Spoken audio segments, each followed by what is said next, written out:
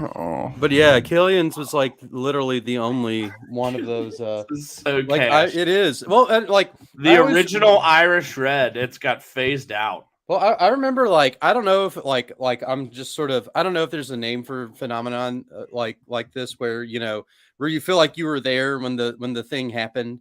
The Killian's phenomenon. Yeah. I like the I was there-ism, Yeah, and what's that LCD Sound System song, Losing My Edge? Yeah. But I was there, at the first can shit, So I'm like that, but about like microbrews, okay? Yes. Because like I feel like when I was in college, when we were in college, like there was a period of time where it's like, oh yeah, the only thing you can get was like Miller Lights or Coors, and then like slowly it was like Rolling Rock. We would get that because we thought it was like Fat Tire, Fat Tire, yeah, and then Killian's was one of those like first circle of hell kind of things before. Sorry, I'm like trying to get the link out here. But yeah, I totally agree with you. One of the entry, like quote unquote craft beers. Oh yeah, and like if you look up like BBC, for example, which was like the big craft brewery of like my like undergrad, early 20s in Louisville, it was like founded in like the 80s. So like clearly it's been around like pretty much as long as I've been alive. Yeah, and so is Sierra I'm about Nevada. To just fire this link off, by the way. I'm listening. But yeah. So just to go back again, that's like I was there as 100%. Hell yeah. Well, what else you got before we like officially go live here? Or I mean, I know we're live, but before we start, what else do the episode? Because I'm just gonna send this link out to a few people. What else do I have? I don't know. Are you excited to host? Oh yeah, I mean, like obviously this was a very spur of the moment. Yeah, I know. Like if I would have told, because I guess we'll good way. What's up, dude? I guess I'll like to go ahead and just preface how I watched all this wrestling today. So yesterday I take a walk, I go to Goodfellas, have a couple drinks, I come back, and I'm like tired. Like it's pretty classic. Like I ate pizza there, and What's up, Nick? It's and I fell asleep. So I remember I think I fell asleep like at 8 p.m. And I wake up and I click my phone and it's like 11 p.m. and I'm like, well, shit, I got to work the next day. And I've watched zero wrestling out of Elimination Chamber and this. So I get up at like 6 a.m. and I might be the only person in the goddamn country or in the wrestling world to do this, but I watched Elimination Chamber starting at like 6. Just straight to finish. Yeah, blew through it with coffee and even got the beginning of Dynamite in. That's fucking badass. All right, let's rock and roll. I got this link out. Yeah, let's go. Let's have some fun. And you do the intro this time. My turn. I don't know if you've done the all right, have you? I know. I believe so. Hang on 1 second. Let me. I just fired all this on you an hour ago, but you know what? I'm game for it, and as long as you are, let's have some fun. So, all right, let me start. Making our freaking track list from here. All right, welcome to the Brain Buster Boys episode 1998. My name is Brett. My name is Beaumont Rand, along with Brett Jagger. Man, 1998 is the year I truly fell in love with wrestling. Oh, was it? It's good to be in this chair for the second time in 98 episodes. Yeah, that is by and large the first like the beginning of the Attitude Era. 1998 is like pretty late objectively 97. Yeah, late 97, I would say, is when it truly kicked off. But which is when I started watching. But man, it's great to be here. Great to be live. Yeah. Cookie Rojas, Sue Jackson coming at you. Yeah. We got 3 viewers. We got 3. All right, they're piling in. They're piling in. Oh man. So we're obviously kind of switched around here. I wish we could like switch our little screens. Yeah, I bet we can. Oh, I'm sure we can. Oh. How did that happen? Did you? I just did that. I just did that. Look at this. All right, look at this piping. Azar has had his brews in the oven. They're piping hot, and look at this. This reminds me of the Rogan experience. Yeah, just wait. Just wait. So I start talking about vaccine and politics. It'll be just like the Rogan experience. but better opinions, I'd imagine, huh? Oh man. But anywho, but yeah, after I get Good to off work, be here. good to be here. I go on a walk and Brett like texts me. He's like, I've been vibing today, like all I've had nice myself a things. day. Yeah, we're kind of scheduling it, and then kind of slowly, he's kind of sorts is like, yeah, I'm kind of in a solid mood here, I'm vibing, and then we should do it like the switch, and then like, I mean, that was like about 30 minutes ago, and I was Yeah, just like, not that long ago. just mid dinner, I had a literal piece of barbecue chicken in my mouth, and I was like, sure. How'd that taste? Yeah. No, it was really good. I used Carolina barbecue sauce, which is my I love a favorite. nice mustard gold. It is, yeah. And this one's real vinegary based. Yeah, I like it so much. After I poured it on the chicken, I like took a sip of it just straight from the bottle. Yeah, it was so good. That gets me a little horny. Yes, it should. But no, yeah, I sprung this on you like mm-hmm. literally probably an hour ago ish, Mm-hmm. and yeah, this is tight. Yeah, you're gonna be running with it. All right, we're gonna shut up. We're gonna be running with it. So, what happened to you this week since we last talked? Yeah.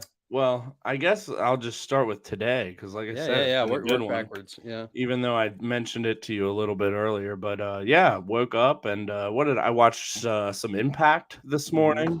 Yeah. And which was nice. Oh God, did you see who just popped in here? Big idiot. What do you mean set? Oh, does that mean he wants to come in here? Does he want to come in here? I don't want him in here. Do you want him? Do we not want him in here? I mean, we can let him come in at a certain point. At a certain point. That's Big Mike Pellegrine for those not watching and listening at some point. But no, so my buddy Kevin BB, he is one of my oldest friends in life. He lives in Los Angeles, California. And he's been in town working on the Robert De Niro film in Cincinnati. He's a prop guy and just one of the best human beings ever. But he's leaving this week, and we just had what we like to call a nice cruise where we met up for lunch with our boy Rich. We had some nice Chinese food, which I just remembered this second is out in my car. The leftovers, got to bring them in, but because it's been a warm day. Yeah. It has been a very warm day. Oh man, it was. I mean, my walk was pretty nondescript. Yeah, it was pretty. I had to do it. I did it pretty quickly. Yeah. Well, then we walked around like there's a skate park under the highway by Newport High School. Oh yeah, then, like the high school of the shirt that I own, right? That's correct. And then there, like we walked by the baseball field, football field. He was taking pics. Anywho, it was just a nice, wholesome, wonderful day. And then we capped it off at the Crazy Fox with a couple of beers, which then I met up with my brother and my niece and my sister-in-law, who's about to have a second in a few days. Pray and hope it goes well. Yes. Love you all. And then I came home and watched 2 incredible Japanese wrestling matches and kept drinking. And then I'm like, yeah, why don't you host tonight? And it's the Switch 2. And here we are. Switch 2. Yeah. So was not endorsed by a fictionalized version of Vince McMahon. It was not, it was mandated. Choice. You're forced. Well, I don't know. Okay, what's Azar saying? I heard he lost to Loser Can't podcast and languages spoken in the Western Hemisphere contest. Get his ass out. Oh yeah, that's a definite Micah reference. Yeah, big time. Man, so I had a relatively a chill weekend. I mean, when you were up Thursday, we obviously went out and that was just my day. We had a wonderful Thursday. We did, yeah. We did, yeah. Tell us about that. Oh well, it's tough to give up these hosting duties. It is. No, we, I got up and went to work, and that started way before we met up. But anyways, I know you. I guess you didn't do anything before that. We met up with Chris and Katie at not Connections. It's Corridors bar. I think Connections is like the really old gay bar that used to be around. Oh yeah. Juicy Truth. That? Oh wow, that's a pretty can. Oh man, so pretty. Yeah. It really is beautiful. A very chartreuse there, but no, we did that. Then we went to this tapas place. Not tapas. Oh fuck, what was some, remember I bought Senora Arepa. Arepa. Yeah, we went there and there were some weird sandwiches and we got an appetizer that was like fries with, all kinds of Venezuelan Mexican stuff on it. And it was literally 5 fries, but it was still good. It was good, but yeah. It was then 5 fries. Then you went to play Catan. And it's not called Five Guys, it's 5 fries. Yeah. 5 fries, burgers, and fries. Well, it's a good thing you're not drinking because when that happens, then we have to call the police. You would like the Yellow Jackets, Micah. Which I heard. I've never watched Yellowstone, but Rich last night at Motor was calling the banquet beers Yellow Jackets. Yellow Jacket. Is that what they call it in Yellowstone? Allegedly, yeah. Really? Oh, okay. Gotcha. Weird. Yeah. Oh no. Well, I mean, so actually, where that comes from is that in Yellowstone National Park, I believe that's what they're referred to as. What, Coors? Beers? Yeah. No, Coors Banquet specifically. Yeah. That would check out. Yeah. It's not just the show, but it's I think they call it that in Yellowstone Park, whatever. No, okay. Yeah, I think it's from the show Yellowstone for sure. Is it from? Well, I'm going to say it's from Yellowstone Park too. And Azar says banquet beers are tight. I disagree, but I mean they're tight in nature, but not in taste. I think. I don't know if I've ever really drank one. I think they kind of taste like pee. No. And then Friday, the day after, so I went to after I left, I went back with Walter. I passed out on his basement couch on Friday and Saturday night. That's tight. Yeah. On Thursday and Friday night. Never mind. Friday we played music, but also Friday during the day. So on Friday during the day, I get up, hungover on that basement couch, and I'm like, I got to walk home because he's like working and all my meetings were canceled. So I've got a free day, which is why I went so hard on Thursday. Well, yeah, that's tough. So I go back to my house. I'm like, well, it's Friday, and the Thursday before was the premiere of Star Trek Picard season 3. So I was it's like, time. Yeah. I was like, a Star Trek and Swan report. I was like, yeah, it is. I was like, bring out that bullwhip and take my shirt off because I'm about to be masochistic about this, but really it wasn't that bad, but the first episode of seasons 1 and 2, Mike and I are going to be reviewing it extensively. Our first episode is going to come out this week. I think depending on when we do it, we may cover the first 2 because the second comes out. But like the first episode is kind of like, the first 2 seasons were, we got 4 viewers right now, by the way. 4 viewers. That's so hot. Well, they like lull you in. It's like the first 2 seasons, it was such a con. They lull you in on it being like this very Tony con. Yeah, Tony con. They made it seem like it's going to be this like nice, thoughtful show, and then by the second episode, they always just fall flat on their face. And like season 2, I swear, was probably the worst season of television like I've committed to watch in years. Christ. So they have the next gen cast coming back. But yeah, the first episode again, it's all mystery stuff. I'll get into it when Mike and I talk about it, but it sets up a mystery. I mean, if you'd watch it, you'd think like, oh, here's a nice high budget sci-fi show. Still kind of mid, but upper mid. But what was really mid, what I went to go do was after that, I decided, I was like, how about I just double feature it today? So I waltzed on down to Baxter Theater. Ant-Man and the Wasp. Quantumania. Yeah. I did. Yep. Which talk about mid. That was insanely mid. I don't know shit about it, but talk about it. Yeah. I mean, like. You're the host. I got nothing to say here. I want to hear your take here. It is. But yeah, it's basically about Ant-Man and his whole family, which they all have like suits and powers now. His girlfriend, his daughter, his I guess his girlfriend's parents. So they end up getting sucked into the quantum realm, which is just like an entire CGI world where there's like people walking around with like heads that are like the lamp from Pixar and a guy with like broccoli for a face and then like Bill Murray and like it was just like LOL so random. There was just no rhyme or reason to it, and it just looked like soup the whole time. Soupy. Yeah, and was it pigs? Was you qualified as pig slop? I mean, there were parts of it that weren't, but like in terms of the main thrust, where it was like, Ant-Man and like is there to stop the bad guy, but also he's got to like bond with his daughter because his daughter like in the first 5 minutes went to jail, then they bailed her out, and like it all just seemed pretty rushed. But yeah, again, pretty mid. So Saturday was a day of two mid pictures. It was a mid or no Friday, and then Saturday I guess was kind of mid too, but mid picks. 2 mid picks. What did I do this weekend? Mm-hmm. Friday I was in Louisville, waking up, had a promising meeting at a local establishment that we'll talk more about offline. Okay. I don't want to like just jinx shit, but yeah, feel good about it. Yeah. Just, I don't like jinxing stuff either. Yeah, I don't want to I don't want to put shit out there. Oh, and yeah, I feel like of all superstitions, like that is one of the ones that is most like salient. Yeah, salient. Like to be like, yeah, I got this job before you actually did it. Yeah, so that's like not what I'm saying. But I had a nice Friday. I went to see the house first at Addie's, and we were gonna have tight. We're gonna have a nice studio set up there.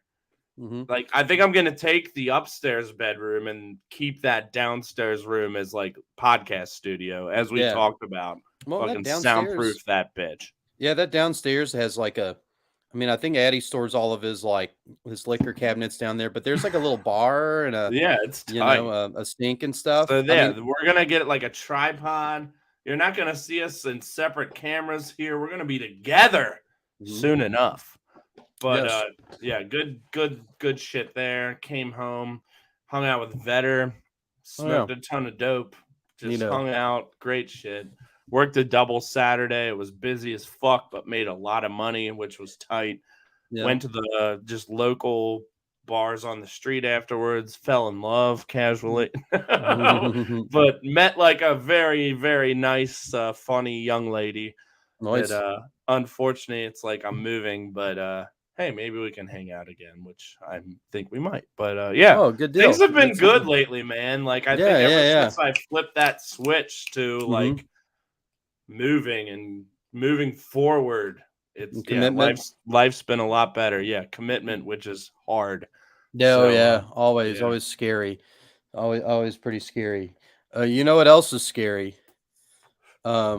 What? How was I going to segue into Elimination Chamber with that?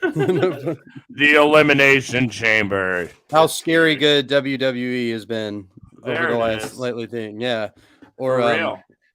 How scared I was when I woke up at 11 p.m.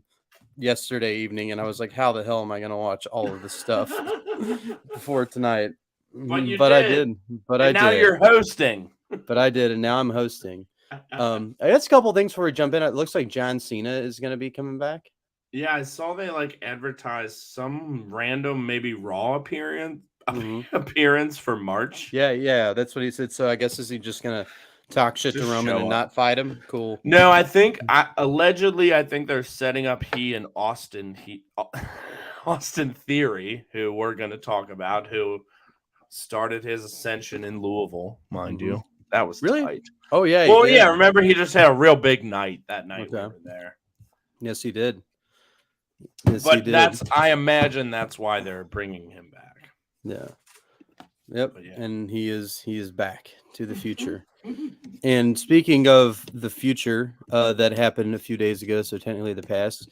Oh shit! How about WWE Elimination Chamber 2023 from the Bell Center in Montreal, Quebec, Canada? Which when I was there, I don't think I walked by it. That would have been tight if you did. Yeah. But the Borals corner. I feel like I did. Like I tell you, like that city, like especially like I'd go out and Dylan would be like, I have to work the next morning, and Dylan would like go to bed, and then I would just be loose in Montreal for the evening. Yeah, so that sounds sick. I walked that motherfucker so much. Had an absolute blast doing it, but yeah, maybe I didn't pass the Bell Center. I mean, I'm sure I did. Well, a big part of it too is they have an Olympic park because they held the Olympics like in the 80s. And you can tell by they have like Le Stadium Olympique, which is like it's a very big brutalist.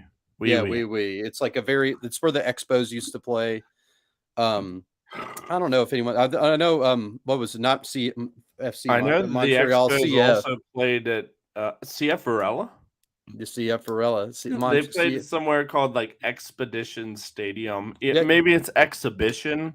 Yeah, Either exhibition. Is it exhibition or expedition? I think it's exhibition. Yeah, because but how tight would it be if it was expedition? That would be pretty wild. But it was there though in that park, and because they had a bunch of old expos like photos and stuff, and they also they turned a big part of it into a biodome. Oh, I guess they would be the X-Peds if it was expedition. Yeah. Oh, not wow. Exposition. Now that just hit the X-Peds, the Montreal X-Peds. Yeah. Yeah. Oh man. We're down to one viewer. We're dropping like flies here because of me. Yeah. No, I think it's more because of Micah. Yeah. But no, it was a pretty neat area. But and we went to the botanical garden around there. But anywho, that elimination chamber, that was sure a botanical garden of violence and debauchery. Yes, it was this past Saturday night. And to open up this gruesome display, was the women's elimination chamber match, wherein I know Asuka won it. Asuka beat Carmella and Liv Morgan and Nikki Cross and who else? Raquel Gonzalez and Natalia and Natalia. Not too familiar with her, but we'll just go with it. Yes. In a decently long match. I have to say, when I watched this, I was a little bit confused because I was like, I know some of these girls have got to be on the same team, right? To a degree. And it was probably 6 a.m., right? It was 6 a.m. I was drinking coffee. And like none of them were wearing like matching colors, or they didn't come out with a stable, like it all seemed like pretty random, but pretty exciting overall. Asuka, it seemed like it was just building up toward, Asuka, who was just sort of sitting there in the cage. I think commentary said it was just sort of like a hungry lion. Speaking of cage, my IQ, Danny Bakley. What's up, guys? What's up, my dude? Daniel, how are you? I had a point, and then what do you think about it? I would say I would call this fun but confusing. Well, I just got confused because I had a point, and then you said cage, and I saw cage my IQ pop into the comments, and then it derailed me. But no, I thought this was a fun match for sure. Like, great way to start the show. I guess I wanted to ask you, what did you like? I don't know if we've covered or talked about or watched an actual elimination chamber match where they have the pods and then they have like the, when someone new comes in, they like cut above the cage and what'd you think of just like the concept of the elimination chamber? Like it was, I like how the cage is sort of set up where it's like a jungle gym almost. Where like, because I think what was in the men's, Montez Ford like climbed on the top, was hanging, which like that hadn't happened like that wildly before. So that was tight. And he dropped from pretty far. So like that's kind of fun that it has that sort of give to it where it's not just a big cheese grater and a big blood factory, but very different than your normal cage. It's more of a chain link. Yeah, and then they have like about 4 feet between the ropes, outside of the ring and the cage. So there's like room to operate. So it's not like a big clusterfuck. It's not like blood and guts can sometimes really be a big clusterfuck, even with the two rings smashed by each other. Yeah. So I'm glad they kind of give them that room. But no, shit. Look at this. The broadcast in the house. Tom Me from the Tom. land down under. Tom, welcome. Ciao. Oh, yeah. But no, but I guess specifically, what do you think about like the in-between entrances when they do that above camera and it has the names and the lights? Like, well, I didn't know that was a part of it. I know that's what that's why it just hit me now that you hadn't seen like a proper elimination chamber match, because I believe we'd only watched the Shield versus the Wyatt family for that one, if you recall. But yeah, just that in between, 5, 4, 3, 2, 1. Like, what do you think of that? Most certainly, probably not random at all. Well, like obviously. but it just the presentation of the matter.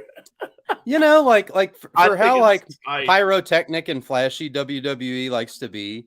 It seemed Yeah. like, to go to like a big overhead shot. And I'm sure like there are lights you can see on the side because they really like going to that overhead shot in this, not like your class. I mean, they had some cameras in Ring and stuff, but they had like these like fixed ones that were mounted. So yeah, it was just kind of interesting that like they put on the big display up there. I did like a lot of the moves into that plexiglass because who was it? Was it Nikki Cross? Whenever Carmella was trying to hide in there or stay in there. And I also noticed they had a sliding door, like it's a deck, like it's a screen door. And I remember I saw her charge toward it and I was just like, is that glass? Is that, like what is it made out? But it was just a piece of plastic that just came unhinged. That reminded me though, I know I've told you this and I'm sure we've talked about it on the show at least once, but that Dylan, well, and all of us, but Dylan made this up. We were watching Hell in a Cell and he called it Heck on the Deck. Heck on the Deck. And you just saying that like that the chamber door reminds you of a deck, like oh yeah, like a big this sliding was Heck door on the Deck as well. And almost with the plexiglass, like a really nice shower and like a nice Airbnb that you're staying at that's like too nice for you, you know. Yeah, you like call that hork on the dork. Yeah, like a nice master bedroom shower, like gets really steamy in there. I will also say too, this I believe I don't know if Asuka was going for this, but she goddamn achieved it for me. Was very there was a lot of jokery stuff in here. And like Asuka was the first thing I was like, is she like the Joker, Harley Quinn, or some sort of like the thing face paint thing? Like she did that more back in her Japanese wrestling, of course, days, yeah, which I've not seen. I've hardly seen any of her Japanese shit, unfortunately. But she went back to that, I believe, at the Royal Rumble. But yeah, I dig it, and yeah, you're right. And like I feel like Liv Morgan's always kind of had a Harley Quinn thing. Well, that's more Alexa Bliss, but they Liv all Morgan's tight. They all kind of occupy that space in a little bit. Joker stuff, man. I kind of have a level like so. Anyways, I have this pair of underwear that I got like out of a Hanes pack. It's like boxer briefs, which is mostly everything I have, and it's like this purple. It's like this. Yeah, almost you're a indigo boxer color. briefs guy. Yeah, 1,000%. But I remember like picking up this pair, and it's like this indigo pair, and like. Do you ever take your underwear and like have ones that are like, I'm wearing it today, like there's 0% chance anyone who is going to matter is going to see me in these underwear. So I think about that with all of my clothing choices. Yeah. As sad as that, because like I wear mostly t-shirts and like they're a combination of wrestling, NBA, and like bands. Essentially, that's my wardrobe. So it's like, what do I want to represent today? And like, look, I got Luca blue and green. I got the Blue Jays hat. I always try to match. So yes, I get it. Sorry to cut, but yeah, no, don't worry about a lot. No, and like so today I wore my cargo pants on my walk, so I didn't wear this to work in this button-down flannel and a bubble vest, so I looked like I was fucking fly fishing. But anyway, so I one day I and it was one day like a few months ago, so this is only recent. I've had this pair of underwear forever. I pull out this indigo pair of boxer briefs and I look at it, and in my mind I'm like, that's Joker purple. And then after that I was just like, Jerple. It went Jerple. Yeah, it went to like a getting laid pair of underpants. Like if that's happening, I'm like, oh yeah, I'll wear the Joker purple, the formerly indigo ones. But now it's totally been bumped to like workout. I feel it. The so Jerple, dude. So yeah, like you do you, Asuka, but yeah, the Joker stuff. I was like trying to think of what we were even talking about because I'm Cookie Rojas, but so yeah, there's a lot of fighting, a lot of submission holds in this, a lot of fighting, a lot of punching, a lot of slugging, a lot of animosity, a lot of animosity. People were not being nice or considerate of one another's feelings or their personal space. No. Now here's what I think about just in general. I think Raquel. I'm still going to call her Gonzalez because that's what she is to me. And there's no reason why she should be Rodriguez, just for no reason. But Raquel, I think Raquel is awesome, but she smiles too much and she shouldn't be a baby face. at all. And I like that it took a lot to get her out of this. I don't remember, but like I remember there was a lot of like double, triple teaming. Like she's a badass. Yeah. But quit smiling. Be your badass self. Well, she's definitely got like the muscles and stuff. Yeah, she's huge. Looks the most fit. Huge and beautiful. Like I love it. And Liv Morgan's tight, and I like how your girl. She's not your girl at all, but Carmella.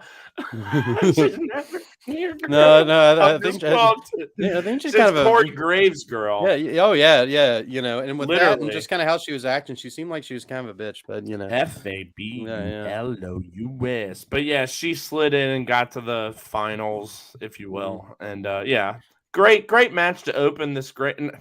Actually, no, it wasn't a great match. It was a good match. It was a fun match. It was an entertaining enough match to open this very good, great show. Yeah, and it was especially like when it kind of got down to it. Whenever what's her name put her Asuka in the sharpshooter, like it kind of got really. Your girl Natalia. Yeah, my girl Natalia, who I know everything about. Yeah, big fan. But yeah, and like again with a Asuka submission, and that was that. Like I said, good and entertaining, but ultimately a little confusing. Yeah, it was perplexed. I'm still perplexed. Yeah, and so that means Asuka gets a title match against Bianca Belair, which will be great. I mean, I'd still rather have Rhea Ripley and Bianca Belair, but alas, excuse me. As long as my mother takes that belt from Charlotte Flair, the Hoth. Yeah, where was she even during this show? Maybe I just missed it. I haven't seen Charlotte in a decade, man. Like, I don't watch SmackDown every week, and she took a break. But yeah, she's just been cashed off the radar and like snuck in and won the title off Ronda Rousey, who no one gave a fuck about. Right. Well, speaking about not cashed but not cashed, the best match of the night coming up next. They had it too. They had the big timpani drum. It was probably their best effort of the previous two. This was the third because they kept it short and focused. But they did keep it short and focused. They had a goofy ass ending. I guess as someone who hasn't followed the plot line, I guess this must complete a Lesnar heel turn. This was a full-fledged plot match, though. I'll tell you. Yeah. Oh yeah. No, 1,000%. So we get Brock Lesnar versus Big Bob Lashley, who wins it through disqualification over Brock Lesnar after kick to the nuts in a big time plot match with a slight heel pivot and all of the. Yeah, this is everything you could ask for in terms of your PM SLPs, you know. Oh yeah, well, and then like again, the story was just pretty much outside of the ring. They had a chance to beat up on each other, but yeah, he kicked Booby Lashley in the nuts when he had the Hurt Locker. What I did like about this is it's like he was in the Hurt Locker, as you said, and like he couldn't get out of it.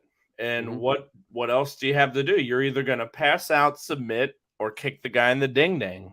Yeah. Shout out to Kevin Rogue. Yeah, and he kicked the guy in the ding ding. So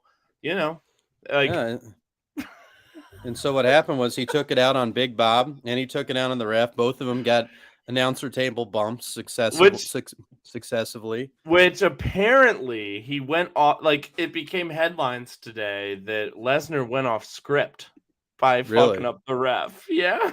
Wow. Which is so tight. Yeah. And look at the comment below, host.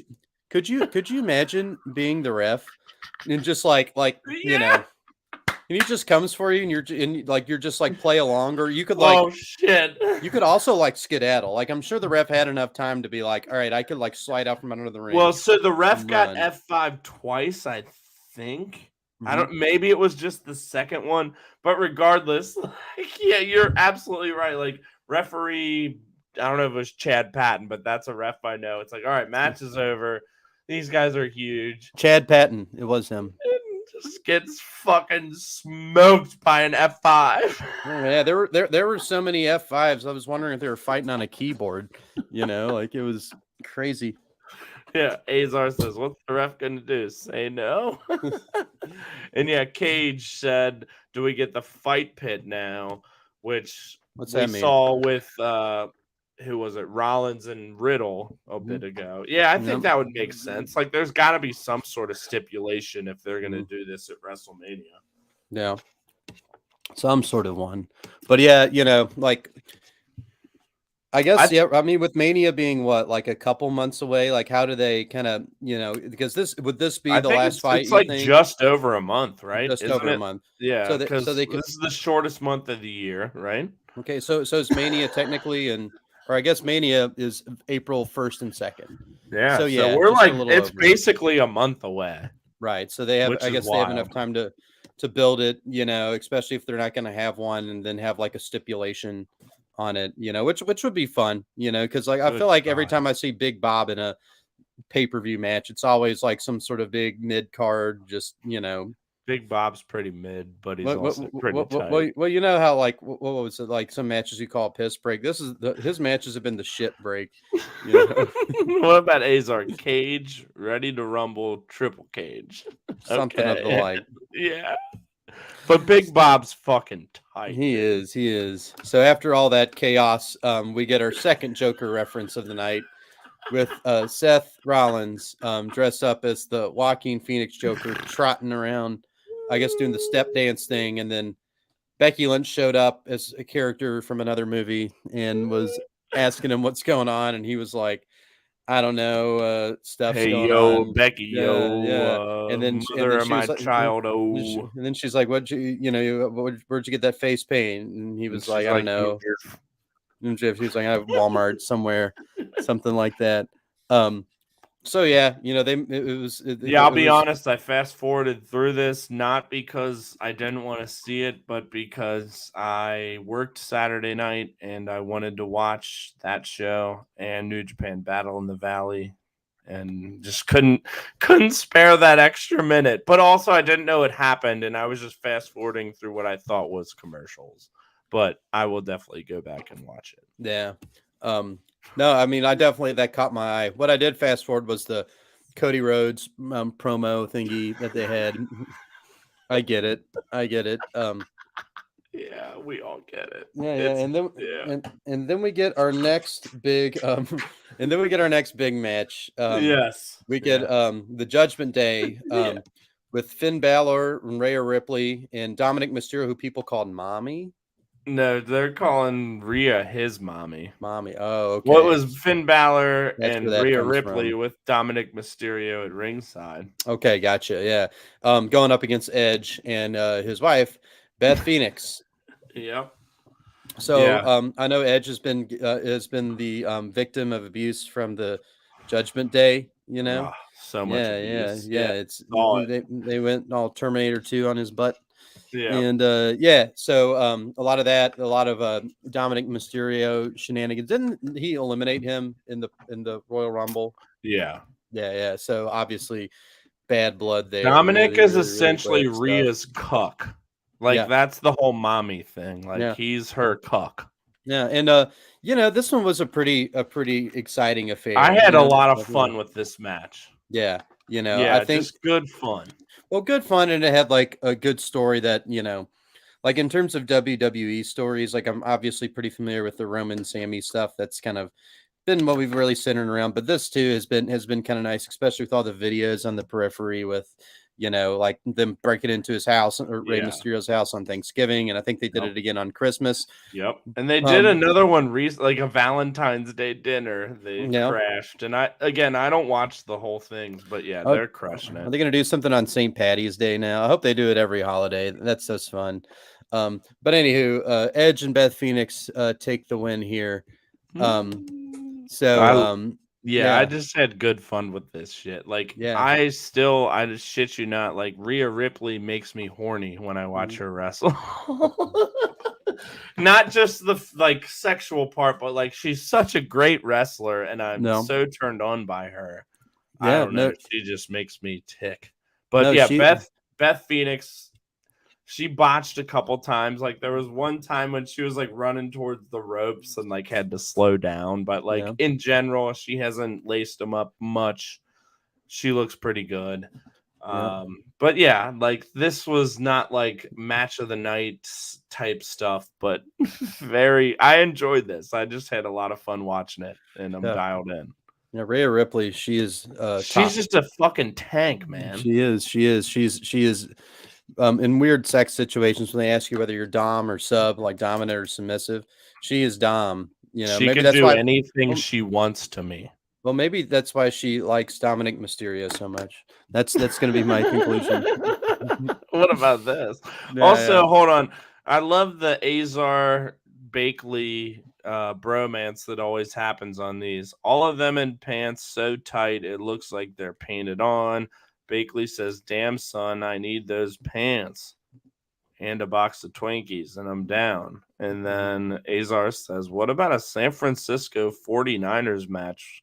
Which was a thing, with the Twinkies in one of the boxes. Needless to say, the Scott Hall pick is in a box too. What is the San Francisco 49ers? I forget. That sounds Azar's like a gonna have Azar. You're gonna have to comment in on that. I can't remember, but it was a thing. You know? Yeah, it sounds like a Cleveland. It's in the same vein as like your Cleveland steamer, like sex act kind of thing. You know, which I would like Rhea Ripley to do to me, which I think just means like shitting on your chest. Yeah. Essentially. What was it that Poppy said that one time? He was talking about I can hear it in his voice too, like Chris Statlander. You know, what was it that he said about her? Chris Statlander. Shit on my chest. Yeah. Was it shit? Or it might have been piss. It probably was. Anyway, it was some form of waste release from the human body. You know. Speaking of Poppy, Cage says, "Only if Dom can be my manager," and he calls me Poppy every 5 seconds. No. Speaking of Poppy, where is my Poppy Ivan from the Circle of the Debate? Get out of here. Well, you know, I think all in all, like Dominic Mysterio is at least coming out ahead here. You know, like with this whole relationship with Rhea Ripley, like clearly they're in like sort of like a dom sub thing. You know, and you know, she's like using him to like get what she wants. But I mean, you know, I think ultimately he's going to like look back on this time that he spent, you know, as sort of her lackey / sub partner. Yeah, sub. Yeah. It's like weird that his name is Dom and he's the ultimate sub. Oh, yeah. Know? Yeah. This is wild. Okay, what did Azar say? WCW did. All right. Booker T, Jeff Jarrett for the title in a match where there were 4 boxes, one suspended over each corner. One box had the title. The other 3 had random shit in them. I don't remember that, but I think how's it San Francisco 49ers, man?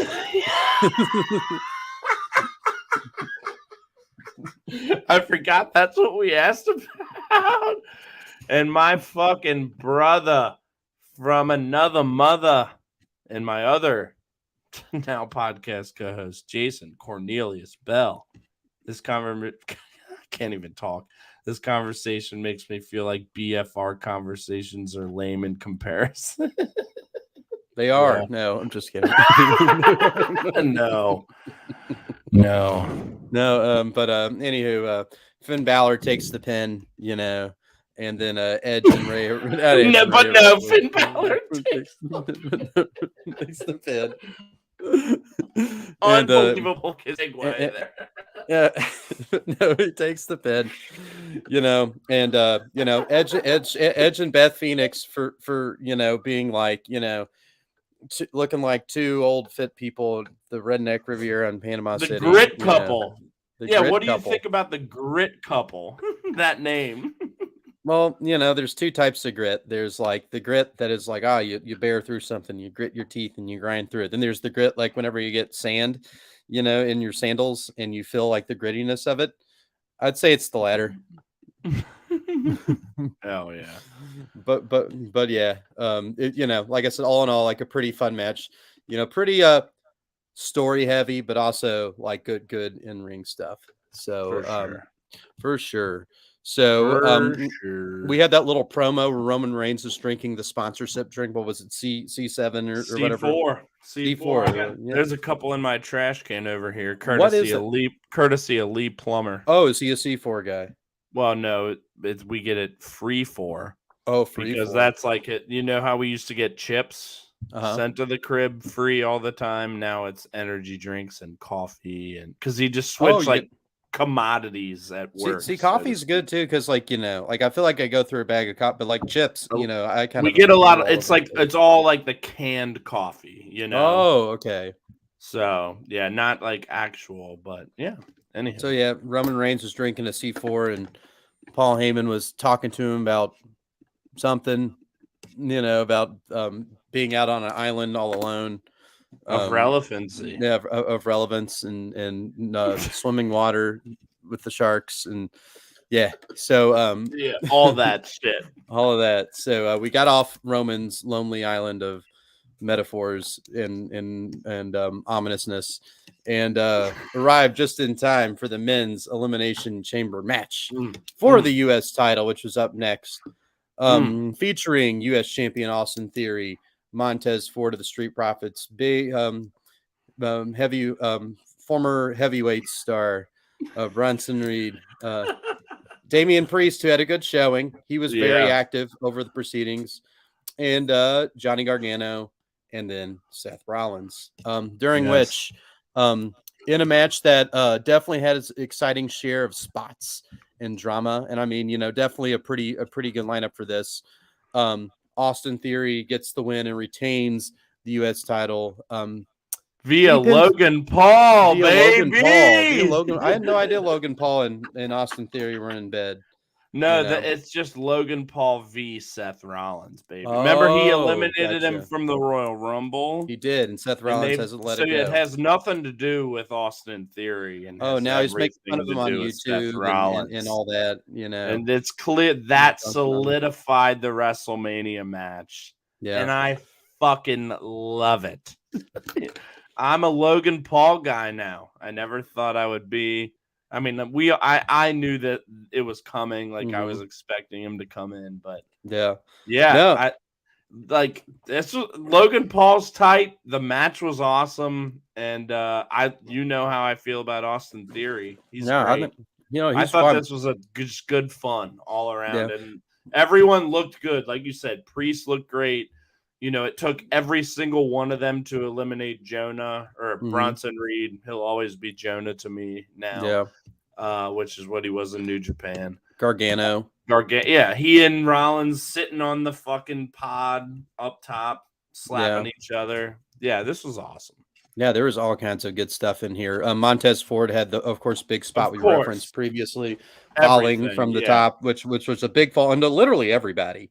Well, okay, so here's what I'll say, was bunched over there, yeah. Montez Ford was amazing in this match, and this was his spot. Like, everyone knew, like, this was going to be a Montez Ford showcase. What I didn't love was, and I get why they did it, but they really oversold that injury. Like, him getting dragged out, like everyone knew that wasn't real. And even reports came out today, because I'm sure people were concerned. It's like, yeah, Montez Ford is fine. But they dragged it out so long that people would think like he might have been really injured. So it was just a little too much like them trying to build Montez Ford as a baby face. However, it was all good shit. Well, with this concussion, like the camera lingered on like his like dazed look, which is what they normally wouldn't do. Like it looked like he was fucking playing a part in The Blind Side or some shit, like he was just, had that kind of obvious sort of acting sort of look, and then commentary obviously hammed it up, and again the camera stayed on him, so that definitely gave it away. But no, I mean, this definitely took things up a notch. This is like, not to say that the rest of it kind of wasn't good, but like this is definitely when it sort of hit that peak. The last two matches were fucking awesome. Yeah. So no, this is definitely the best that WWE has to offer. Austin Did you say Theory, author, to author it, to author and offer it.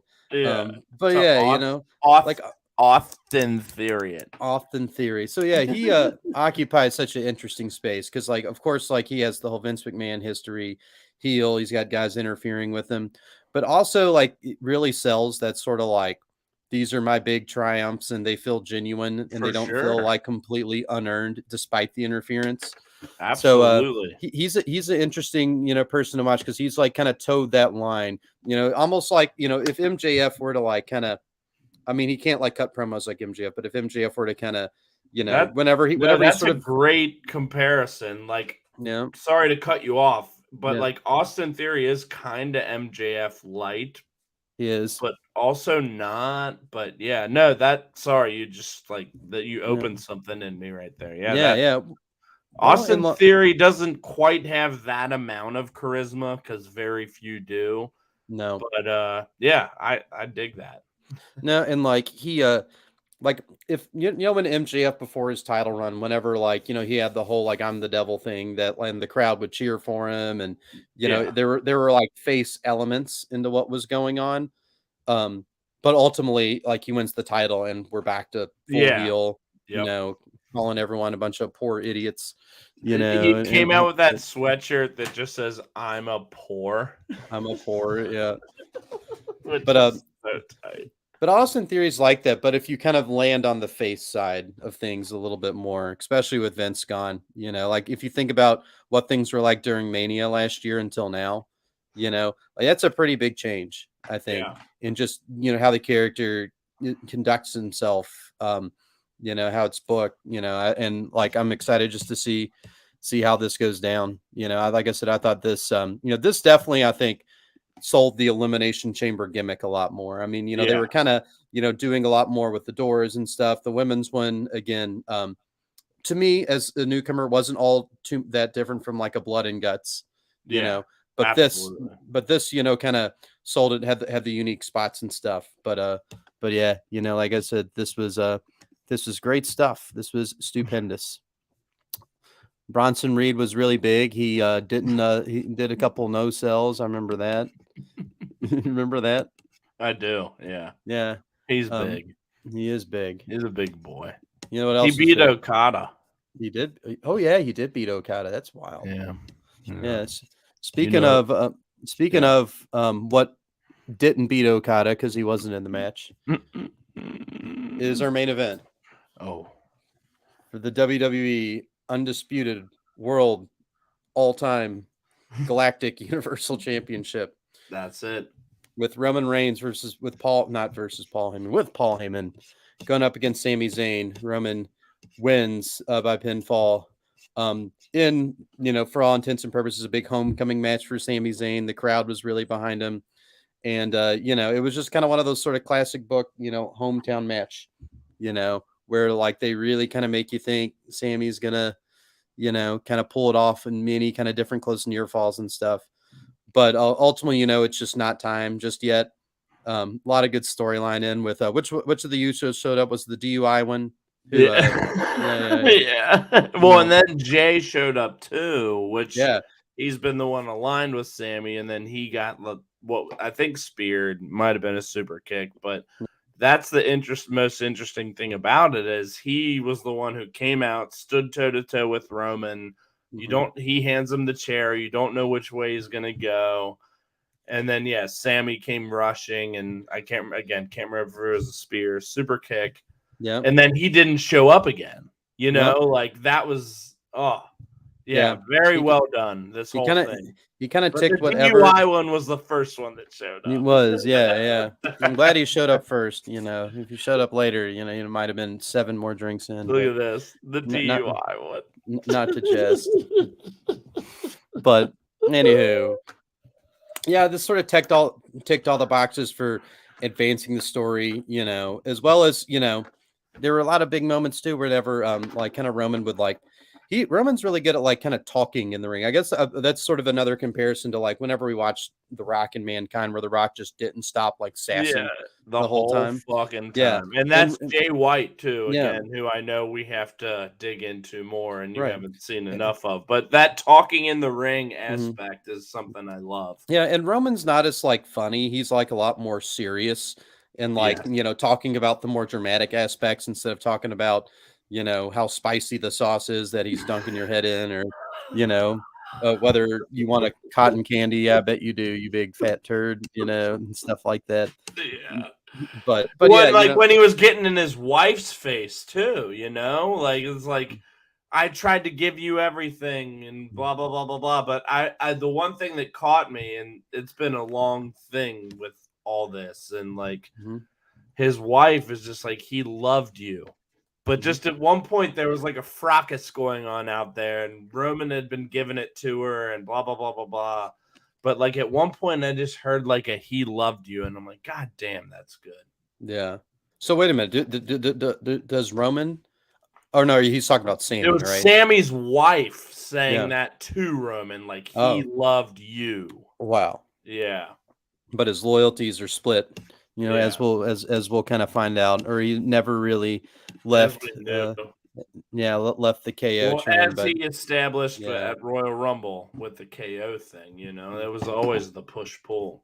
it was, and like this, like you kind of wonder how much this, because it's been so compelling of a story in WWE, is going to factor into like what happens in Mania with Cody and stuff, like how much like Sammy is going to be involved and how he's going to kind of, because I imagine there's going to be more in the bloodline, because whenever they came in and started beating up on Roman at the end, like Paul Heyman like somehow ends up in the ring, probably because he was standing right beside it and he climbed in. Paul Heyman's stunner cell was Oh, hilarious. he waved his hands like this. It was so good. But like, and I don't know if he does this every time, but no, it was KO. Or no, I forget who it was, but someone was like gonna hit him with a chair or give him the stunner. I guess it was KO because he's the stunner guy. Yeah, but anywho, The Paul Heyman was like, "Oh, I always wanted to be with you," So I assume he does that all the time whenever he is like threatened with violence and he has no one to defend him. Of You know, course. Yeah. but The it seemed, classic heel, like back against your like Heyman will sell out to anyone if the yeah. time is, you know. Oh yeah, but it seems like on TV too. I mean, we already have the USO fracturing, and then I imagine there's going to be kind of a lot more of that, just because it doesn't seem like Cody's going to have anybody really coming in for or with him, like at ringside whenever he fights him at Mania. I mean, who are Yeah, Cody's that'll allies be in interesting. WWE? I mean, is Arn going to show up? That'd be tight. In Or his Dust. backyard again, His just bag, burning the shit. star of the show, yeah. But Dude, that was fucking unreal. yeah. Just So shows up in his backyard burning shit. the star, and no, and like it was so serious, and with him too, he was still wearing like that track zip up. When he Yeah. talked like this, so you got to Yeah. like it was like him trying to do a House of Black promo. It was so weird. Which I know you didn't watch Rampage, but they came back Did to they? essentially challenge the elite like we've been wanting. So I think we're gonna get House of Black versus the elite at Yeah, Revolution. Yeah. exciting. But Yeah. You yeah. know what was this show was awesome. I mean, it Mhm. wasn't like the best show in the world, but there was nothing bad. Even the Lesnar Big Bob match was under 5 minutes and served its purpose. Yeah. And the women's match was good. Like, yeah, WWE's still on a roll. Yeah, it was all like, like each match had its own sort of sense of being compelling, despite me being confused in the beginning and the Joker stuff being a little off-putting. But yeah, like it seemed like a pretty great crowd too, especially, getting pretty hot for the match at the end. And yeah, I mean, like if we are sort of staring down the end of Roman's reign, Mm. like the pieces are in place for it to be, I like that Sammy's going to be involved. I imagine he's going to be kind of driving a wedge between the Usos and KO, but like, are they going to be on Cody's side? I imagine, is that something that they're going to build up on? What is it? Yeah, SmackDown is what Roman's perhaps. on. Is I Roman on think SmackDown or Raw? he's on SmackDown, and SmackDown, I yeah. think Sammy and KO, I would imagine, are going to end up challenging the Usos for the tag titles. But yeah, it'd be interesting to see if they do kind of align with Cody, because like Sammy and Cody had a great promo on SmackDown. Mm-hmm. So I think I could, like, they were together in the ring. It was awesome. I could see them kind of like melding together for this. Oh yeah, and someone's going to have to help Cody, because like those other guys are going to be getting involved, unless like something happens on TV where they're alone, or there's a K, or some sort of stipulation. But I don't think there will be, and I don't think there should be. No, I think it'd we be need to have nice a to see like at WrestleMania Roman versus Cody in the main event. Like, let's just say that because it's 2 nights. Mhm. Let's say the Usos lose the tag titles to Yeah. Sammy and KO on the Uh-huh. same night Roman and Cody is. Like, hopefully it's just a clean match. I guess is what I'm driving at. Like, Yeah. it'd be nice to have no interference, no Yeah. ref bumps, just Cody versus Roman, and Right. Cody takes it. Like, let's Yeah, I'm hoping no ref bumps, but I mean, totally like, this story's a lot bigger than just them. And I hope like the supporting cast is out and involved and visible, because the supporting cast is like really made this for me, because like for Roman's sure. Roman's great and he's intense and he's big and scary and he wins all the time. But you need kind of like these other guys are like a lot more of like the fun and the levity, whereas he's the gravitas. And I think you Yeah. need that, like that's been like the right balance for them. And I think they ought to keep that going. So I'm imagining it'll go pretty standard, but I guess the big question is who's going to come in support of Cody, because someone will have to. Look at this. What? JCB says Brett said a clean match. Hey, it's possible. I know that's the other thing. Like not none. I can't say, but a lot of Roman's fucking title defenses have not been clean because of what we just talked about. The Usos getting involved, Solo, what have you. But yeah, no, I know what's going to happen. The Usos are going to come dressed up as the Joker, and then I know they'll be like the Jack Nicholson Joker, and then the Heath Ledger Joker, and then it's going to be super lame. Speaking of not super lame, we got some new copy from Manscaped. Oh wow! Yeah. How about I send it your way? Okay, please do. I got my email up here. All right. So they didn't really give. They didn't really give a rat's behind about Halloween, or not Halloween. Valentine's Day this year.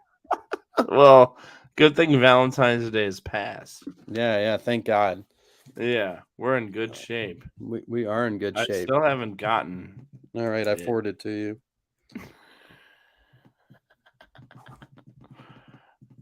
Come on, there it is. Oh yeah. Chamber. I'm writing down our track list as we speak.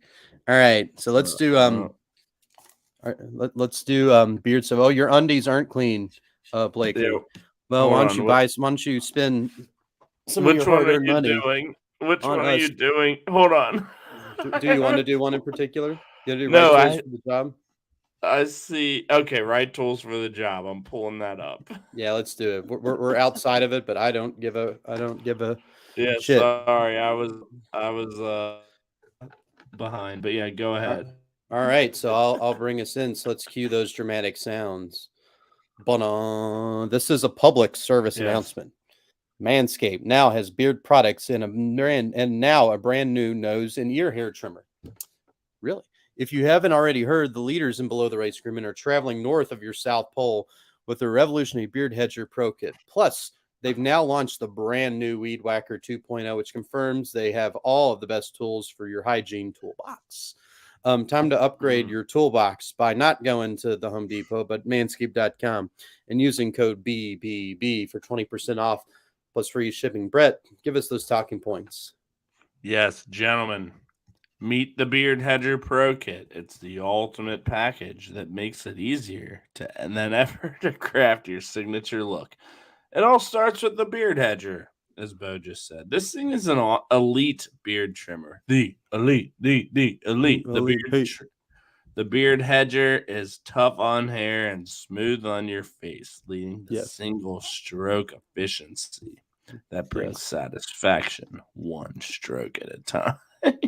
This waterproof cordless trimmer has a rotary wheel that gives you 20 hair cutting lengths. Wow. All with one guard. So no more measly drawers full of extra add-ons. The Pro Kit comes with the 4 dermatologist tested formulations. They did. For your post-trim care. Yeah. This includes Manscaped's beard shampoo, conditioner, beard oil, and beard balm to moisturize, style, and shimmer your new beard. Plus, the kit has 3 free gifts: a beard brush, comb, and scissors. And scissors. Scissor me, daddy. I hope you can pick between the pointed edge and the rounded edge. I hope so too. Yeah. With a nice beard, your face is perfectly groomed, right? Wrong. You need to keep an eye out for those tough to trim ear and nose hairs. The brand new Weed Whacker 2.0 offers improved blades and skin safe technology. Ooh, never heard that one before. With a no tugging guarantee.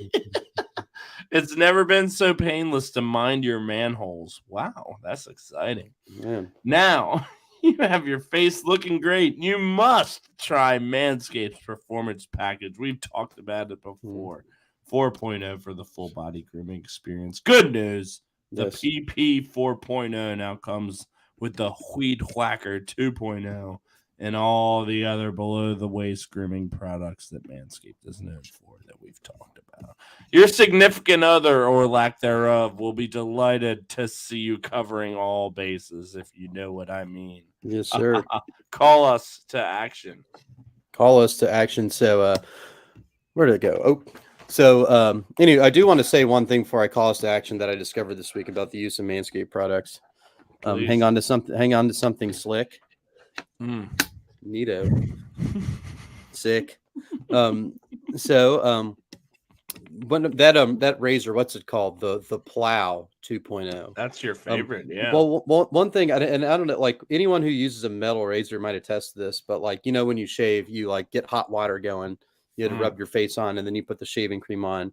But like if you use a metal razor and you kind of put it under there and use the water to get it hot, there is like not a lot better than like using a hot metal razor on your face and feeling the heat from that metal on your face. Like it's such a nice thing to have in the morning. So I have to talk up the Plow 2.0 for turning me on to that sensation and experience. Who's plowing? It's plowing me. Who's plowing what? It's plowing. It's plowing me. All of my manholes. Boy, let's breeze through Dynamite here. All right. But yeah, first we got to get 20% off and free shipping with code BBB at manscaped.com. That's 20% off with free shipping at manscaped.com using code BBB. Always the right tools for the job with Manscaped. And, your balls, out of all the things, they could say in the world to you, like if they had a brain down there, I don't know, and the ability to speak in vocal cords, which is the ability to speak, I think they'd say, thanks. Thank you. Yeah. All right. So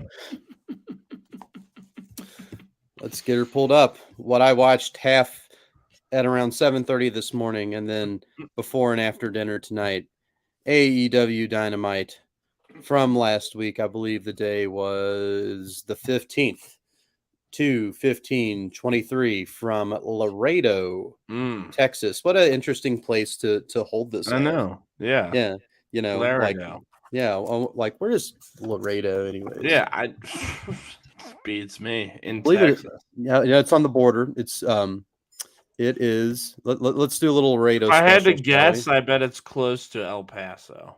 No, it is not. El Paso is actually out like kind of like it's directly south of New Mexico, I believe, in that area. Yeah, because there's Juarez, and Juarez is right across. So yeah, El Paso, is like on the western tip of Texas. Eastern border by Mexico. And then Laredo is right kind of like in the bottom near that southern tip of Texas. So close to San Antonio. So not far from El Paso, or excuse me, very far from El Paso. Yeah. So anyways, I feel like a lot of country songs sing about it. But speaking of a country song, our first match of the night. Double J, Jeff Jarrett, Jay Lethal, Satnam Singh, and Sanjay Dutt. Like so many J's and S's in there. Go against, I don't know how this team got together, so you might fill me in. Orange Cassidy, Billy, Daddy Ass Gun, and the Acclaim, Max Caster and Bowens. Who the latter, Orange, Billy Gunn, and the Acclaim defeat that weird motley crew of goons. In our first match, in their first match, I believe, since losing the AEW titles the week prior to the Gun Club, the progeny of Daddy Ass. So if you followed all that, then good. I imagine nobody did, because if you're a fan of wrestling, but if you're not, also good. So I don't know how this match came together. You know, was it just sort of a random booking thing? I mean, did the Guns force I this to feel like happen? Like, I don't. I feel like I think like Orange and the Best Friends, like they'd had beef with all the goons, but yeah, I don't. I think it was just like a convenient booking thing. yeah. And I'm pretty drunk at this point, and Spe- I don't really have much to say about this. yeah. Speaking of convenient booking things, Although here, no, I go wanted. ahead. Go Sorry to ahead. cut you off, but I Go do want ahead. to say R.I.P. Jerry Jarrett, Jeff Jarrett's father, who passed away like last week. Wow. So yeah, yeah, definitely. there's that. RIP. But give us your fucking segue because that was Yeah. tight. Well, Even though I ruined it. Well, too bad his son didn't get the win. There it is. His son didn't get the win. He couldn't get it done for you. Yeah, couldn't get it done, you know. So, anywho, yeah, this was just kind of a big silly barn burner. I mean, Billy Gunn looks, you know, like he hasn't aged a second since the Attitude Era, except in his face. Yeah, I mean, it was good to see Orange and the Acclaim get the win. It was kind of cool, like how Orange almost faked out doing the scissoring move at the end.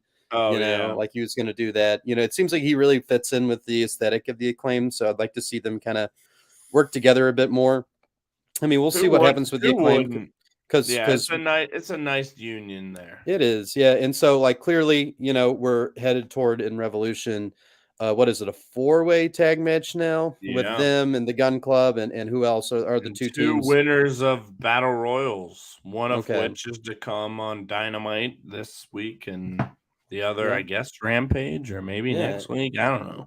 Yeah, which Hasn't I'm feeling much detail announced. Which but I'm yeah, feeling 4-way tag will be tight. Sorry. I think Lucha Bros will be one. I think you need kind of a little bit of that in this match, you know. And then the other one, I don't know. I guess it could be FTR, but you don't want them to take an L here. I mean, the Gun Club could easily take an L here too, even though, like, you know, they've been kind of fun heels. You know, they're definitely pretty wacky characters. They look the part. They're dumb. Yeah. I think Lucha Bros great pick for sure. FTR like kind of said they were gonna stay off TV for a bit. It'd be tight to have them come back, but yeah, I don't know. It'll be fun, and part of me wants to see the Gun Club retain, but also it's like, I'm happy they won the belts, but let's get them off them. Well, I don't think they have like the just character mileage to like really like stretch out a long run. Like I think that this is going to be a transitional champs. Yeah, transitional champs. Just having a heel team do it just to add some intrigue.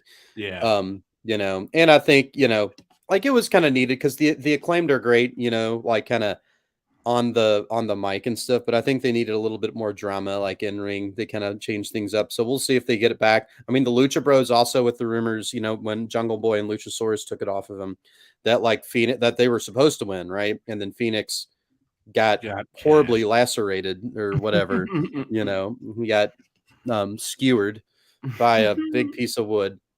Speaking of getting skewered by a big piece of wood, this next match, the Texas Tornado Tag Team match with Moxley and Claudio went up against Roosh. Hard not to say it's Rush and Preston Vance with Jose the Accountant. And that's all I call him with Jose the Accountant. And then, this was just a big bloodbath that ultimately Moxley and Claudio won, you know, which has been sort of par for the course for Mox. Definitely it was, what's his name? I want to call him PJ Harvey there for a second. Preston Vance. 10, the former 10. Yeah. You know, and this was just like, you know, not a big like special move. Like, did it even have a spot where Claudio did the big swing? Not that I can recall. I don't think so. So it wasn't that kind of match. Like it wasn't that kind of like bells. It was a bloodbath. It was, you know, and like just kind of random. Yeah, and I remember like there was a big Claudio like uppercut, like I think when Roosh like went across it. So it was just that kind of like very basic, just punches and kicks and shit like that match. But but you know I couldn't agree more. That's Moxley's style. And I guess there was not a lot of like items, you know. There was like a chain. The big punches and kicks. Yeah, that's all it was. Well, Moxley headbutted someone. Like I keep thinking when he wrestles too, it's like he's getting all like somebody else's blood all over him and stuff. You know, like can he even give blood now? I wouldn't want it. I wouldn't want John Moxley blood. It just make me mad all the time, I guess. Yeah.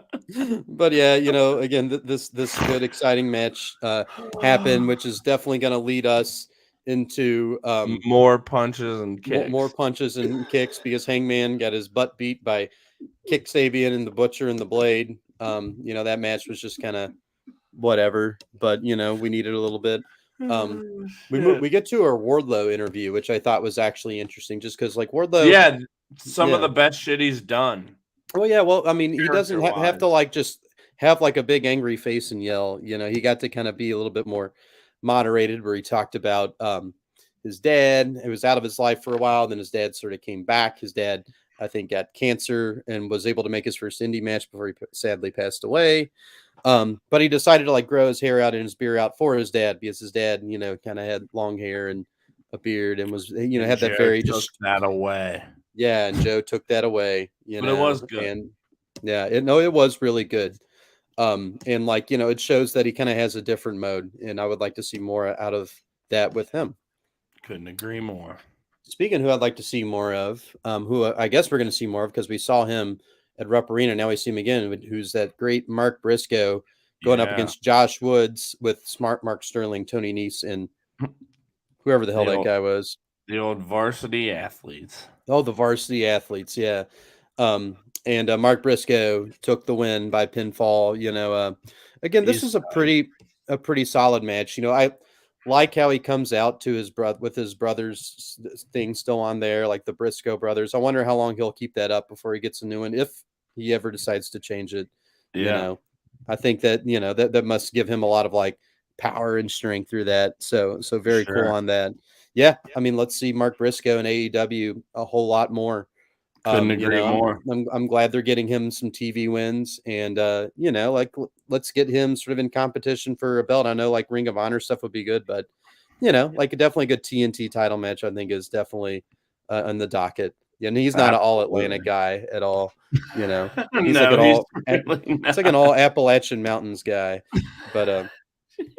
Yeah. Oh, and he is all elite. They did the tweet. Yeah, like after elite. The show. Yeah. No, yeah, I love it. Just good to see Mark Briscoe getting a little shine here, and he's awesome. I know our boy High Five Tom always calls him a national treasure. Yeah. But yeah, more Mark Briscoe, the better. Yeah. No, I'm a big fan of his now. Can't help but cheer for him, and we got to see him more. Speaking of someone we saw. After this, it was Adam Cole talking with Renee Paquette. I guess he didn't really say anything. He just was like, yeah, I can't wait to come back and fight people. My body was hurt. Now it's better. Very babyface was like praising the roster and stuff. I wonder who he's going to go up against. I guess the MJF thing would be fun because I think both of those guys going against each other on the mic, you know, would definitely make for a very exciting build up, especially if he's going to be babyface. I'd like to see that for sure. Especially for this next feud that MJF will have coming up after Danielson. Yeah, I'd imagine they'll build Cole up, you know, with some wins, but yeah, it'll be good to see. Yeah, I'm intrigued because I don't know who he is going to go up against right out of the gate. So, well, it's not going to be MJF because we heard from him, and he came in. Yeah, he came in. Everyone booed. Actually, they did an interesting thing. They went to picture in picture. While he was sort of walking in and doing his strut, which I thought was kind of a shame because I like to see his interactions with the crowd, you know, him like throwing gum on people and just doing mean stuff. Of course. Yeah. But yeah, he comes out, he starts talking. He's like, Danielson, you suck. You're not smart, or you're not a good wrestler, and you have a weird Neanderthal head, and you know, you funny. And then the fans were like, shut the fuck up. And he was like, no, you know, I'm not going to be quiet. Yeah. I think that's exactly what happened. Yeah. And so like, you know, beyond all the usual that happened there, we had, he invited somebody up to come attest to it. And it was, a guy I didn't know, obviously. It was, Chris, Christopher Daniels. You all want to call him Crisscross, but pretty familiar with Danielson, and so immediately this guy, who MJF supposedly paid off, like comes in as always. Yeah, and then he starts immediately talking shit about MJF. You said he's going to knock his dick in the dirt. Yeah, great phrase. Yeah, it really is. Which I have a very specific image for how that phrase is. Like I always imagine like a cowboy, like just like on a horse, just running through a desert with like a lasso, and then like he's chasing down like a literal large like penis, like just flopping through the desert. Hell yeah! And instead of lassoing him, he like jumps off in the dirt. No, well, he jumps off of the horse and lands on the penis and punches it, and then the penis just goes limp in the ground. It just kind of flops for a second. Yep, puts it on the back of his horse. It's like Tremors, kind of, I like Tremors too. Yeah, it's good. But yeah, Crisscross, just kind of kept talking shit. And then MJF got mad, and he was like, "Oh, you shouldn't have said that. I didn't ask you to say that. Why'd you say that?" And Daniels decided not to. It's really confusing that we have Daniels and Danielson. I know, it really is. Daniels was like, "Well, I say that just because those were the words that were about to come out of my mouth." So then MJF just, I guess Daniel smacked him first. Then MJF kicked him in the nuts, put him in the salt on the earth. Brian chased him out, and that was that. Yes. We had a Guns promo, ha ha ha ha. I love that you're rolling through it, because man, I need water and food. All right, Jungle Boy Jack Perry. Oh man. Oh dude, I also like kind of fell asleep during this match. Empty stomach drunk. Yeah, this one was like, I don't know. Brian Cage just sort of doesn't do it for me anymore sometimes. Yeah. He's a bit of a snoot. No, anyways, what did Jack Perry do for you? Well, Brian Cage did wear a X-Men related shirt. He wore a Swolverine. I don't know how you pronounce it. Shout out Julian and Eric Leewald. How you all? Hey. But anyways, so Brian Cage just started whooping his ass and kind of doing his thing. And then like pretty quickly, I think Jack Perry and his washboard abs just took command of the thing. And like I said, I don't really remember too many of the moves because I think I was like, I think this is when I stopped to eat, and then I kind of picked it back up halfway through. Yeah. Again, I think I fell asleep during this match. Well, it kind of stinks just because, like, Jungle Boy, people talk about him as a pillar, and he's kind of wandered a little bit, especially after the Luchasaurus thing. I guess now that Christian's back, Christian comes back, and he didn't look like he was hurt. It's been a long time since he's been back. Yeah, it has. For damn sure. So he's come back. I guess they're probably not going to have a match at Revolution, maybe, so we'll see what happens with that. But anywho, Christian hit him. And that was that. And so now, the Elite was talking to Top Flight and AR Fox about the All-Star game. They're like, let's play basketball. Yeah, they were like Team Giannis or Team LeBron. I really don't believe any of them know anything about basketball. I know I think Nick Jackson is a basketball fan. I can't imagine Kenny's like a sports. Like, I imagine Kenny Omega is like so into Final Fantasy and anime. Yeah. Nick Jackson, I think, is a basketball fan. Yeah. So anywho, so they talk about that. House of Black image on the back. So obviously you talked about that coming in. We had I forgot this match happened. We had Kick Sabian and Hangman, which was whatever. Forgettable. Yeah, very forgettable. Hangman wins, but the big drama is after the match where Moxley, Claudio, Wheeler Yuta, Blackpool Combat Club come out and say, "Hey, we're gonna kick you ass, you emo cowboy who has feelings like we all have, but you just show them in a different way. So we judge you for that." And that's exactly what they said. And then he said he doesn't have any friends, which is like, it's weird to have like Moxley say that, to use that as sort of an insult. Because I feel like you don't have any friends. I feel like Moxley would like take pride in, like, if he were to be in a situation where he didn't have any friends, he'd be like, I don't need nobody. I don't want anyone. I don't need it. Yeah. So like, You're absolutely right. Weird for it to come out of his mouth. But But he says it, and then here come the Dark Order for the first time in And ages. Evil Uno fucking bosses up big time. He is in his Joker purple suit. Fucking badass, man. Him, Silver, and Reynolds. They say they have his back. Evil Uno, they get in the ring, they shove Moxley in the face. Yeah, Evil Nexus- Uno fucking pushed Mox right in the fucking face. Yeah, so Pushman thing, official Texas death match in San Francisco, which is going to be weird. Yep. Yep.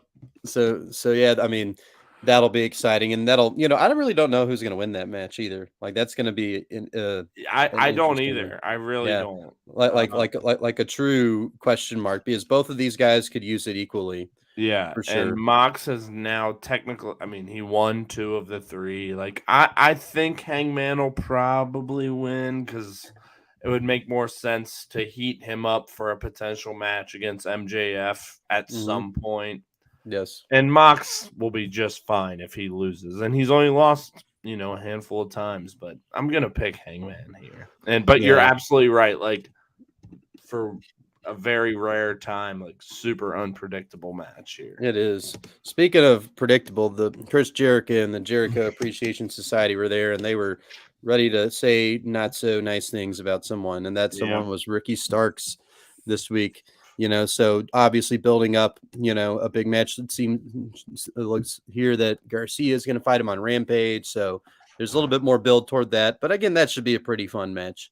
Yeah. Jericho's look better and better in singles, and Ricky Stark's a good guy to go against. Yep. Yeah. Yeah.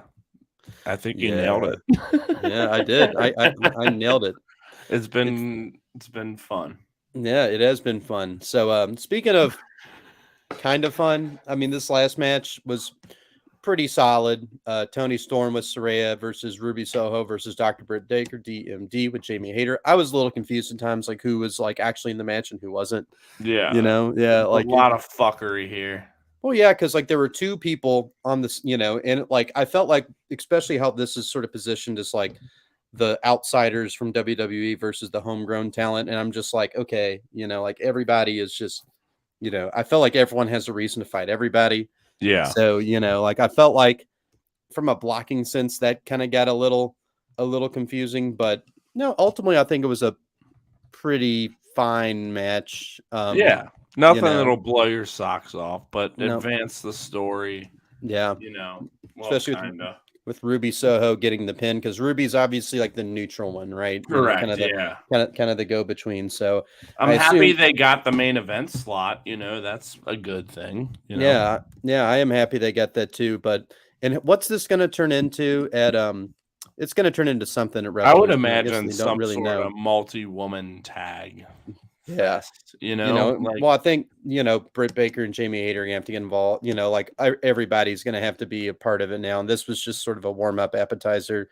Yeah. But yeah, and again, I think this just speaks to sort of what this Dynamite show was. It was just kind of a middle chapter. Yeah. I mean, they've been crushing it for a few weeks in a row, so I think they were due for a little bit of a meh. It was much like Ant-Man and the Wasp: Quantumania. It was the Quantumania of the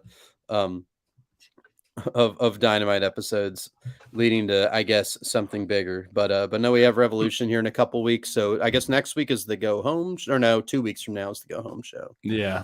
But things are definitely going to be coming in line. The card is materializing, and yeah, I mean, it looks like, I mean, especially going from Full Gear to this, I mean, it feels like we've been like wandering through the desert, like what's always the longest period of time between pay-per-views. So right. Yeah. And like we've had like the Hangman Moxley feud in between, and we've had like, I don't know, the Elite versus the Death Triangle stuff. So we've had some stuff holding us over, but not any big like title belt, kind of drama. And so now it's all coming into shape now. It is. And like, especially for how long it's been since, like, because MJF's only defended that title twice. Once, right? Once. Well, I guess once. Because the Takeshita match was just an eliminator. So just that Ricky Starks. Yeah. So yeah, and those are his only 2 matches since he won the belt. Which I love that they're keeping his shit, like, for lack of a better term, sacred. Like when MJ and he says it, like, when I wrestle, it matters. So yeah, I definitely dig that. Yeah, I do too. So like this definitely has like, a feeling of a pay-per-view that like really matters. It's hopefully going to just kick off kind of the next year in exciting fashion. WWE's kind of been setting the pace, so let's see what they do. I am Absolutely. thrilled. So how about that? We How about made it that? through another I Switch, know. It we was did. great, man. It Yeah. was I great. I was like those last 10 minutes, I'm starting to be like, oh, so yeah, I didn't eat dinner. Oh yeah. I ate a late lunch, but then clearly I've drank a little bit. So Yeah. we're gonna watch Harry Potter 3. Oh yeah. See that's the artistic one, I always feel That's like so that's the Leah's never seen any of them, never read any of the books, nothing. It's all fresh for him. what does he thought? Did he watch the first two movies, which are like the real kiddie We ones? watched them, yeah. Yeah. Yeah. He liked parts of it, but Yeah. so like I've read all the books, love all the books. Look at this. Dinner is tight. It is tight. It's needed. But I have not and I like read the final book, like bought it at midnight or whenever it came out and like read it, went to sleep, finished it. Like I was that into the books, but Wow. the movies I tailed off, and I actually have not seen 6 and both of the part 2s of 7, Oh which man. is why I wanted to just watch them all again. I would say my two favorites are 3. So what you're about to watch, and 3's 7. fire. 3's fire. And like that's Yeah. the first one where they grow up and they're teenagers and there's like Well, and just the book of Yeah. 3 too was always like one of my favorites. with the serious black stuff. And I Yeah. think Gryffindor wins the Quidditch Cup, the Yeah. House Cup, whatever, The House Cup. Yeah, the House Cup. But 7 part 1 is also great too, because it's all like on the road, I've heard both and the 7 ones are awesome. yeah, 2's got the big epic battle at the end, but Yeah. 7-1 like is unique, where they're just traveling around and you kind of don't know where they're at, and it's like they're in different states and situations than you've seen them before, and I thought it Yeah. was a true like definitely more unique and different than how I visualized it when I read it. Absolutely. Hell yeah. Absolutely. Well, let's wrap her up. All right. Well, let's put a bow on it, and we'll be back next week for our 99th episode. So we are inching ever so closer. But we Hell switched yeah. it up. Yeah. Buy razors, buy underwear. Yeah. Buy buy that stuff. Say hi to us, subscribe to us on YouTube, follow our Twitter at Brainbuster Boys, and our Instagram. Yeah. And I think that's about it. You all like basically we've done our part. Now you need to do your part and subscribe to all our stuff and spend money to support us. Yes. And Yeah. thank you for all who tuned in and commented. Yeah. But spend money to support us. Please. Bye, everyone. Just kidding. But no. All right. That was fun.